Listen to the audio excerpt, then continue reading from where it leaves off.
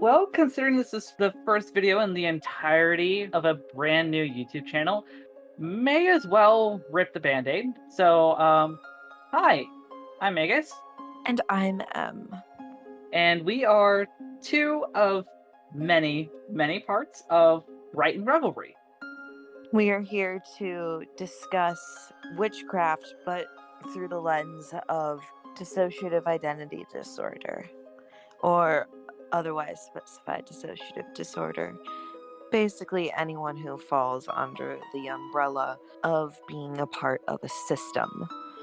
Which, for those that are unfamiliar, a system is someone who has dissociative identity disorder or otherwise specified dissociative disorder, cluster 1A or 1B, that has multiple parts to themselves.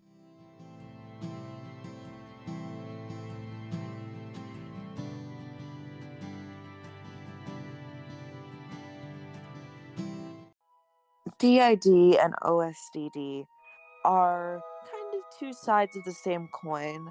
They used to both previously be categorized as multiple personality disorder, and most famous depictions of it are unfortunately rather stigmatizing movies such as the horror film Split.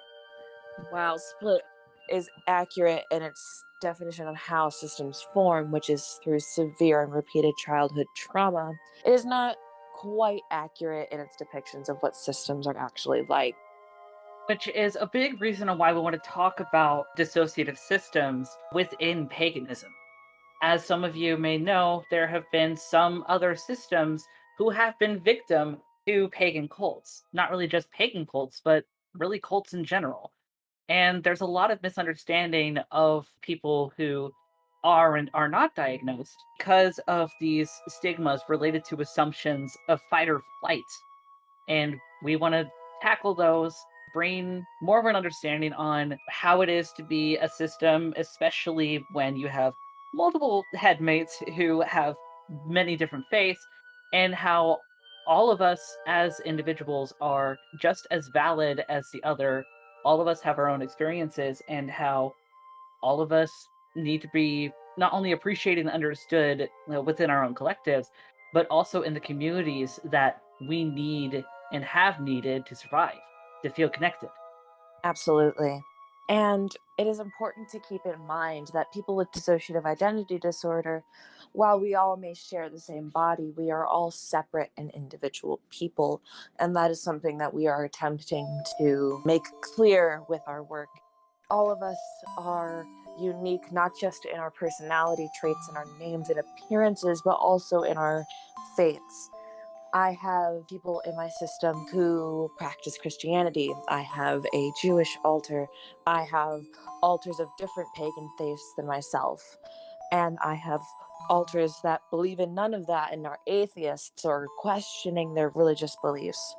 We all have our own different belief systems and our different ways of practicing, and to lump us all together as the same entity would not only be inaccurate, it would be disrespectful to who we are as individual human beings. The struggle for a system member individually to go through their own religious epiphany, to the eyes of a singlet when looking at a system, may seem like a deja vu, but really it's every individual experience of every altar figuring out themselves. And frankly, sometimes there are some altars who will know their faith from the get go, such as introjects. Some of them may keep their faith from whatever source material or source being that they were incepted based on, or they may have their own religious crisis like anyone else. Just because someone is an altar doesn't mean that they're not allowed to have their own crisis. And to provide a definition, an introject is an altar that developed modeled after an outside source. For example, one could have an altar based off of a character from a TV show they really enjoyed, or based off of a person that they felt was very powerful and strong and wished that they could be that person to keep themselves safe through whatever trauma they experienced.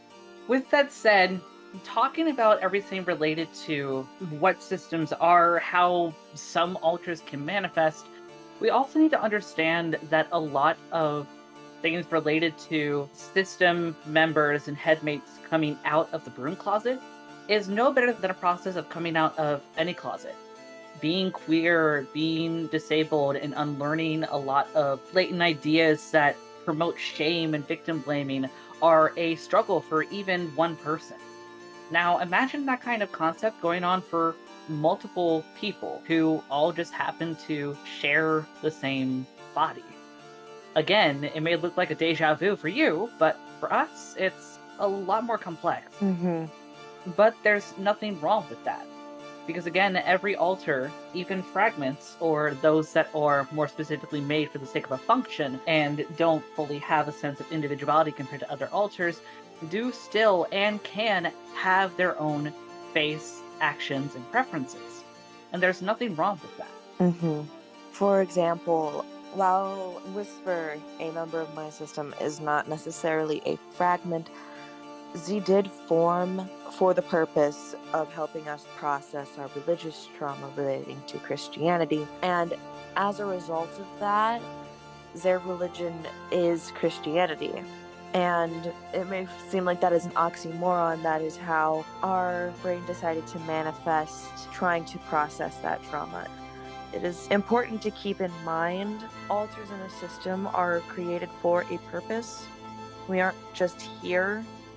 We have the function of trying to protect ourselves from being hurt again, trying to process trauma we already have, or trying to relive experiences that we didn't get to have due to our disability or the trauma that we experienced. But it's also important to, at the same time, acknowledge that we are also all human beings. Just like how a doctor is a human being, and the lawyer is a human being, and the fast food worker who got your chicken nuggets this morning is a human being. They just have a job, just like how all altars have a job that separates them from the rest and gives them a function to serve. But focusing back on faith a little bit, there tends to be a problem, not against systems specifically, but more so just faith as a whole. If you haven't heard recently, one of the hosts of Talk Heathen had recently talked against Ocean Keltoi, a very prominent pagan YouTuber, against Ocean's debate regarding why Talk Heathen should change its name. Because heathen is a term that has been reclaimed by both atheists and pagans, and by extension, if you have a show called Talk Heathen, you would have atheists and pagans hosting the show, right?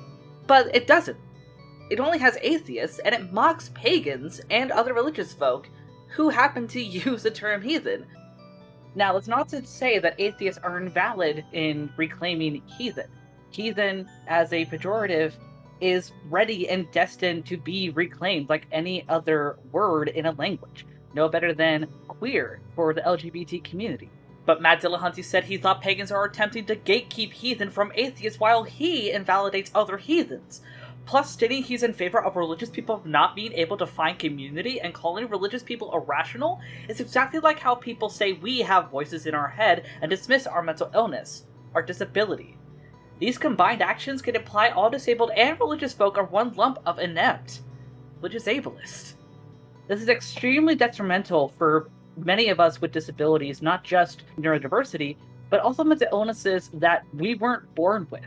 We were forced into these circumstances of mental illness, such as DID and OSDD, because of circumstances outside our control. Disability is not in anyone's control. And to assume that disability automatically makes someone unable to work in a secular or smart society really damages whatever rhetoric you're trying to push. And unfortunately, ideas like that extend into focus rhetorics in pagan circles. In what I like to call the quote-unquote intellectual atheism movement, there tends to be this very pervasive idea that people who have a faith are inherently unintelligent, or that they are more immature or childish. And like Magus was saying, this concept of having a faith being a inferior way of being falls into the trap of racism and ableism and classism because of the fact that it is demonizing the practice of one's culture. And on top of that, it demonizes the concept of spiritual belief in general, And on top of that, the ableism especially comes from someone who believes something that you believe is quote unquote delusional or untrue or like based in like fantasy. Having the belief that people holding those beliefs is inherently wrong is incredibly ableist for a number of reasons. For one, I know a lot of people who have gone through trauma, including myself, find comfort within our religion in order to process what has happened to us. And there is nothing wrong with that. If Christians can turn to their faith to deal with their problems, then the Hellenic pagan can do just the same and not be any lesser for it. And on top of that, the idea that someone believing something that quote unquote isn't true makes them inherently stupid is also kind of ableist towards people who experience psychosis, which is something that I unfortunately have to deal with on a semi-regularish basis. It's almost as if looking at anything from an intersectional lens actually helps to break down barriers of latent Christianity, bigotry, and helps to promote empathy and proper community. Basically. And religion has been a important piece of so many people's lives. And even if you personally don't believe in it, holding this belief that someone who believes something that is quote unquote delusional, it makes them inherently bad, is inherently ableist towards people who experience psychosis. And this actually is a great segue into another topic, because who knew? Things are very nuanced and you can't just blanket statement something and then expect it to apply to all situations.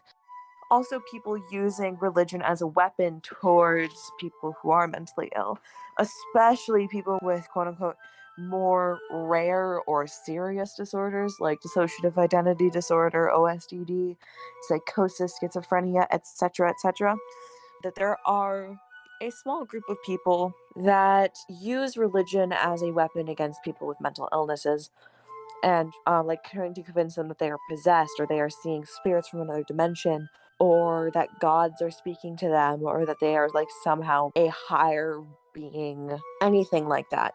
Recently, there's been a person floating around on TikTok trying to say that people with mental illnesses are possessed by demons. Unfortunately, many of us who have suffered with dissociative disorders and disorders similar to it have been victim to that very same, basically, ritual abuse. Many of us deal with ritual abuse, and like Em said, a lot of us do still go to faith to help us process. And there's nothing wrong with that. Absolutely, absolutely. But even with all of those sad realities aside, being a system while also having one or even multiple religious altars is what makes all of us unique. We all have our own individual perspectives, our own personal epiphanies, our own personal comings out. So, if you know a system, whether any members are pagan or not, whether any members are in any closet or not, give them the space that they need to feel comfortable to be open to you.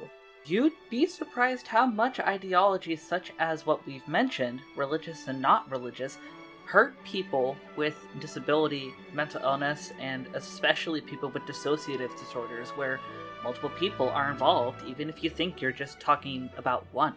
Maybe reaching a hand out to a system can help you figure out better ways to be inclusive and empathetic within communities you're a part of, or even communities that you plan to make yourself. Hey guys, Little Post Production Magus here. Thanks so much for listening to our first video here. If you liked what you heard and want to hear more down the road, be sure to like and subscribe. If there's any topics that you want us to cover, feel free to add a comment or join our Discord server. Link is in the description. With that said, thank you so much for your time and be sure to revel in the community.